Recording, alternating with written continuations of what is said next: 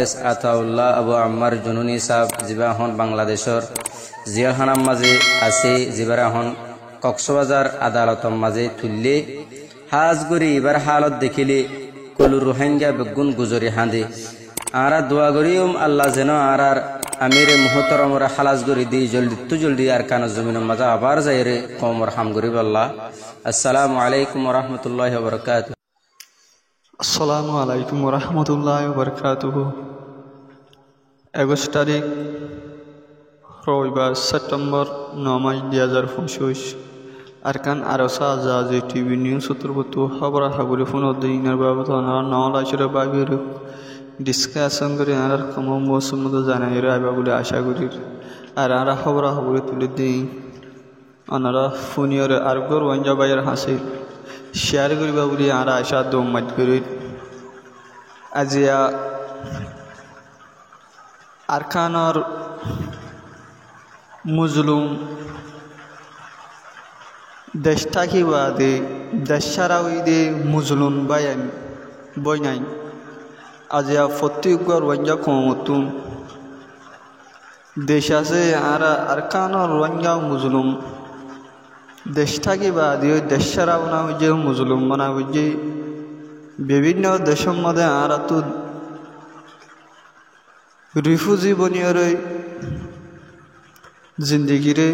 গুজরাহুরের আসুদ গরমসা আরকানৰ জমিনত নিজৰ অতনৰে এৰিয়ৈ আৰকান দেশৰ মধ্যে যাইৰৈ দুখ মেহনত কৰি থাকি বাদিও দেশৰ দেশ বুলি হৈ মৰি যাই আজিয়া হে দেশে আনৰে আরকান জমিনি আনরে এরিয়রই আরকান বিভিন্ন দেশের মধ্যে জিন্দিগিরে গুজরা করে আর রোহিঙ্গা মুজলুম দিনে তো দিনে দুঃখ ফাই ফাই জিন্দিগিরে মজবুতর হালতর মধ্যে জীবনেরও গুজরা করে খেয়াল লাই বলে হলে আজিয়া আরা আরকানৰ জমিনৰ জিয়াং বুজি ডঙৰ চিন্দি ফাৰাং বুলি হৈ এৰকম ফাৰা আছে বুজি ডঙৰ টনৰ নিচে যাই ৰে আৰাৰ হাইরে আফসোস আরা বিডিবি গান চাইলে আরা হই ফারিম মকটেরা জালামক কল আরকানের জমিনের মধ্যে জিন্দিগিরে জানলা করে হাড়ার আর রোহিঙ্গা মুজলুম মা বোনা বাব্বাইন কেগুরে জীবনের হাড়ার আজিয়া ফরান থাকি বাদিও ফরানসারা দলীয় গিয়ে গই মরবাই আইন আরকানের জমিনত জিন উম্বারিজার মধ্যে মাস্তাকে দেখেন হালতের মধ্যে আজিয়া রোহিঙ্গা বইনান বাইন বাব্বাইন কলতুন বসে হানা হা হরের ও আর রোহিঙ্গা কম বাইন কল আজিয়া আরকানের জমিনের মধ্যে আরকান রোহিঙ্গা সেলভেশন আর্মি মেহনত করানোর জরিয়া এই টেরিলের জালামক কলে ডরার আজিয়া যদি আর রোহিঙ্গা 40 লাখ রোহিঙ্গা যদি বেগুন যদি আত্মাভাগ হইতাম এই টেরিলের জালামক করা আরকানের এরিয়ার দায়ের না যাইতে হইনে আজি আর মা বোন বাইন বেগুন তো বাড়ি যাই রই বসিওরে টানো হইতো রাইতরে হারানো হইতো দিনের হারানো হইতো সাই অবাইন আর আজি পিডিবি গান আর মালয়েশিয়া যায় বলা বলে হয়ে আর মা বোনের কল জিন ফুজগাট আছে তারা অপারেশন চলাই আর মা বোনের ধরে তারা খত বরিওরে হরে আনার দিয়ে আর সাই আজি পিঠি গানের মধ্যে marbayan adiadian bidibi suyu hamaka bidibi ana arafuni ora zayum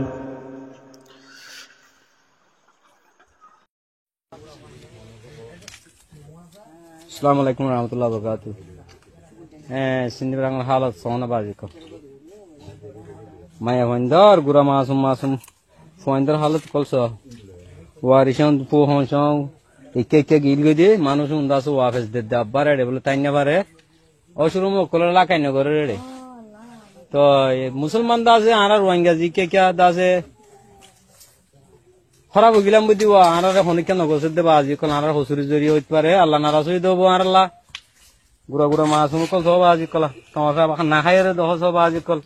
খড়ে হানা খড়ে ফিনা দেখো না বাজি কল হাঁদা হাঁড়ি তখন না বাজি হল উম্বারি জাত তোমার সব বাজি হল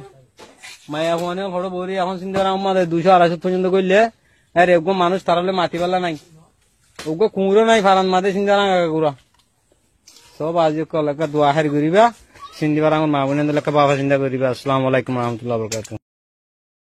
গোয়েন্দা তথ্যের ভিত্তিতে জানা যায় সাগর পথে মালয়েশিয়া পাচারের উদ্দেশ্যে নারী ও শিশুসহ বিপুল সংখ্যক ব্যক্তিকে টেকনাফের বাহারছড়ার গহীন পাহাড়ে বন্দী করে রাখা হয়েছে। প্রাপ্ত তথ্যের ভিত্তিতে 18 সেপ্টেম্বর 2025 তারিখ বৃহস্পতিবার সন্ধ্যা 6টা হতে রাত 10টা পর্যন্ত বাংলাদেশ কোস্টগার্ড এবং নৌবাহিনী কর্তৃক একটি যৌথ অভিযান পরিচালনা করা হয়।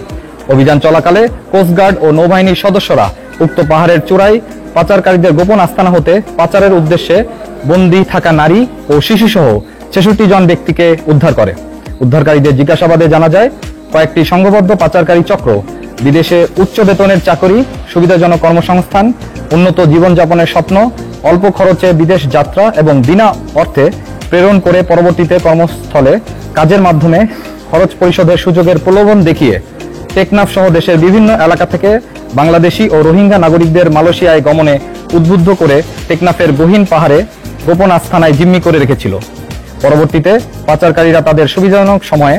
মেরিন ড্রাইভ সংলগ্ন উপকূল হতে বোট যোগে মালয়েশিয়ায় পাচার করার পরিকল্পনা করছিল। পাচারকারীরা তাদের আটকে রেখে নির্যাতনের মাধ্যমে মুক্তিপণ আদায় করার চেষ্টা করছিল। অভিযান চলাকালীন যৌথ বাহিনীর উপস্থিতি টের পেয়ে পাচারকারীরা পালিয়ে যাওয়ায় কাউকে আটক করা সম্ভব হয়নি। নৌবাহিনী ও কোস্টগার্ডের গোয়েন্দা নজরদারি ও অভিযান চলমান রয়েছে। মানব পাচার রোধে বাংলাদেশ নৌবাহিনী এবং কোস্টগার্ড এ ধরনের অভিযান ভবিষ্যতেও অব্যাহত রাখবে।